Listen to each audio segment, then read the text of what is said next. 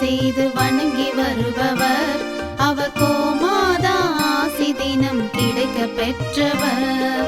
கோமாதாவை பூஜை செய்து வணங்கி வருபவர் அவர் கோமாதா ஆசி தினம் கிடைக்க பெற்றவர்.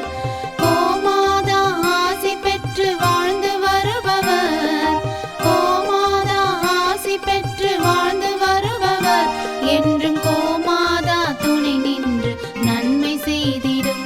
என்றும் கோமாதா துணை நின்று நன்மை செய்திடும். கோமாதாவை பூஜை செய்து வணங்கி வருபவர் அவர் கோமாதா ஆசி தினம் கிடைக்க பெற்ற